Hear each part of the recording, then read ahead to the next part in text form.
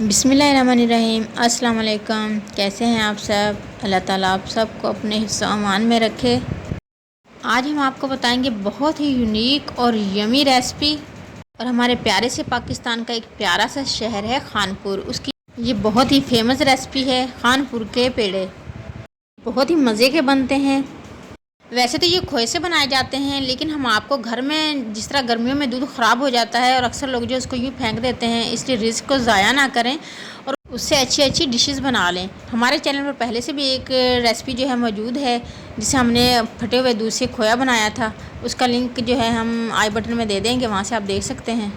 हमारे पास ये 2 किलो दूध था जो ख़राब हो गया था, तो हमने इसको फेंकने की बजाय इसको इस्तेमाल में लाना है और इससे बहुत ही यूनिक सी रेसिपी बनानी है खानपुर के पेड़े। इसका जो दूध ख़राब हो जाता है उसका एक्स्ट्रा पानी जो होता है वो थोड़ा सा निकाल देंगे और बाकी को जो इतना पका लेंगे कि इसमें बॉयल आ जाए। जैसे इसमें बॉयल आ जाएगा, हम इसमें शुगर ऐड कर देंगे तकरीबन ½ कप, और साथ ही हम इसमें 1 इलायची तोड़कर वो ऐड कर देंगे। इससे जो इसकी थोड़ी सी बहुत खटास होगी और जो थोड़ी इसकी स्मेल होगी वो जो बिल्कुल ख़त्म हो जाएगी। तो हम इसे 10 से 15 मिनट तक स्लो फ्लेम पर पकने देंगे। 10 से 15 मिनट के बाद ये तकरीबन खोए किसी शक्ल में आ जाएगा। इसे तकरीबन 15 मिनट हो चुके हैं पकते हुए और इसका पानी भी किसी हद तक खुश्क हो गया है। हम इसे 5 मिनट मज़ीद पका लेते हैं और 5 मिनट पकाने के बाद देखें माशाल्लाह इसका बहुत ही अच्छा सा खोया बन चुका है। हमने इसके पेड़े बनाने हैं। अब हम इसमें नारियल का बुरादा जो है 2 टेबल स्पून वो ऐड कर देंगे। आप इसमें फ्रेश नारियल भी कद्दूकश करके ऐड कर सकते हैं। ड्राई फ्रूट्स जो आपको पसंद हो वो भी इसमें ऐड कर दें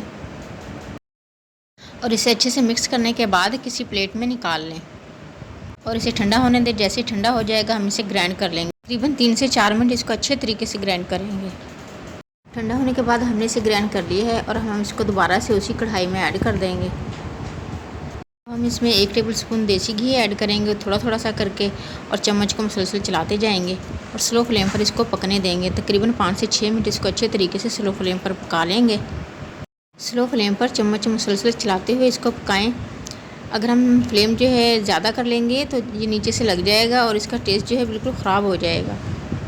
स्लो फ्लेम पर और चम्मच भी मुसलसल चलाते रहें।